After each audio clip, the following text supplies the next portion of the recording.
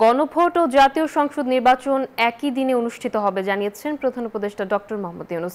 বৃহস্পতিবার দুপুরে জাতির উদ্দেশ্যে দেওয়া ভাষণে তিনি এই কথা বলেন।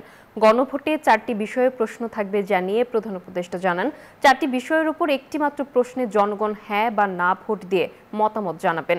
গণভোটের সংখ্যাগরিষ্ঠ ভোট হ্যাঁ সূচক হলে আগামী সংসদ নির্বাচনে নির্বাচিত প্রতিনিধি নিয়ে একটি সংবিধান সংস্কার পরিষদ গঠিত হবে। এই প্রতিনিধিগণ একই সঙ্গে জাতীয় সংসদের সদস্য হিসেবে দায়িত্ব পালন করবেন। পরিষদ তার প্রথম অধিবেশন শুরুর তারিখ হতে 180 কার্য দিবসের মধ্যে সংবিধান সংস্কার করবে।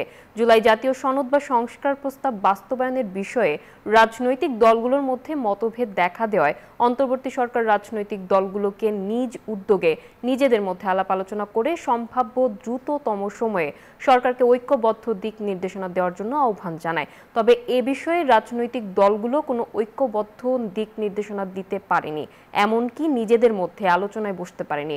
এখন সরকার নিজেই সিদ্ধান্ত নিল। আগামী জাতীয় সংসদ নির্বাচনের দিনেই গণভোটের আয়োজন করা হবে, অর্থাৎ জাতীয় নির্বাচনের মতো গণভোটও ফেব্রুয়ারির প্রথমার্ধে একই দিনে অনুষ্ঠিত হবে। এতে সংস্কারের লক্ষ্য কোনোভাবে বাধাগ্রস্ত হবে না। নির্বাচন আরও উৎসবমুখর ও সাশ্রয়ী হবে। গণভোট অনুষ্ঠানের লক্ষ্যে উপযুক্ত সময়ে প্রয়োজনীয় আইন প্রণয়ন করা হবে।